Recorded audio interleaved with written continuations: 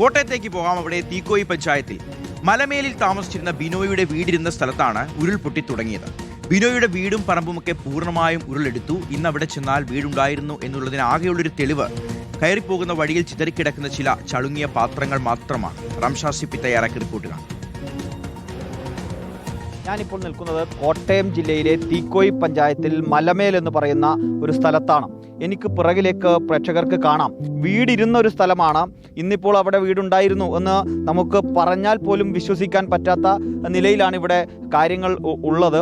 ഈ വീട് ഉൾപ്പെടെയാണ് ഉരുൾ പൊട്ടി തുടങ്ങുന്നത്. പിന്നീട് താഴേക്ക് ഉരുൾ പൊട്ടി ഒഴുകിപ്പോവുകയായിരുന്നു. നമുക്ക് താഴേക്ക് ദൃശ്യങ്ങൾ നോക്കിയാൽ കാണാം എത്ര ഭീകരമായിരുന്നു ഇവിടുത്തെ സാഹചര്യം എന്നത്.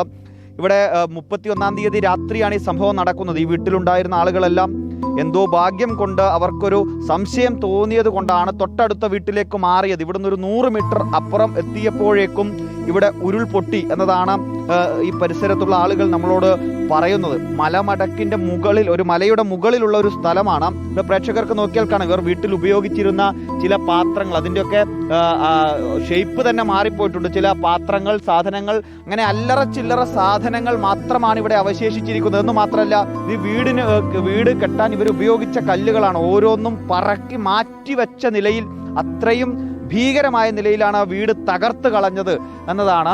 ചേട്ടാ, ഇത് അന്ന് നടക്കുമ്പോൾ ഇതെങ്ങനെ ഇവർ അത്ഭുതകരമായി രക്ഷപ്പെട്ടതല്ലേ? തീർച്ചയായും അത്ഭുതകരമായതെന്ന് തന്നെ നമുക്ക് പറയാനാ. അവർക്ക് എന്തോ ഒരു സംശയം തോന്നി. അവർ ആ സമയത്ത് ഇവിടുന്ന് മാറുകയും 50 മീറ്റർ അതിൽ കൂടുതൽ ഒട്ടുമില്ല അവരുടെ വീട്ടിൽ ചെന്ന് കയറുകയും ഇവിടുന്ന് ഉരുളുപൊട്ടി നശിച്ചു പോവുകയാണ് ചെയ്തത്.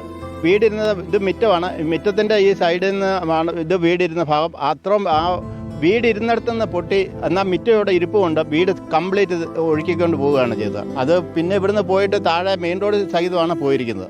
അപ്പോൾ അതാണ്, കിലോമീറ്ററുകൾക്കപ്പുറത്തേക്കാണ് ഈ ഉരുൾ പൊട്ടി ഒഴുകിപ്പോയത്. ഇവരുടെ ചില സാധനങ്ങൾ, അതായത് ബാഗ് ഉൾപ്പെടെയുള്ള സാധനങ്ങൾ, ഇവരുടെ ഫോട്ടോ ഉൾപ്പെടെയുള്ള കാര്യങ്ങൾ ആ ബാഗിൽ സൂക്ഷിച്ചിരുന്ന ആ ബാഗ് ലഭിച്ചത് കിലോമീറ്ററുകൾ അപ്പുറത്തുള്ള ടൗണിൽ നിന്നാണ്.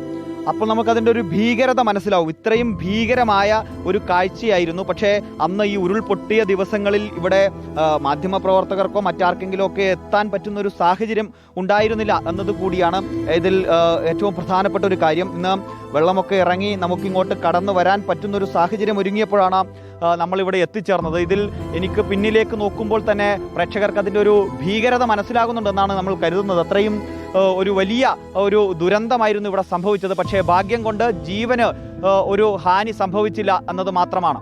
വീഡിയോ ജേർണലിസ്റ്റ് ഹണി തങ്കപ്പനൊപ്പം reporter Ramshad Sippy, in reporter, Kottayam.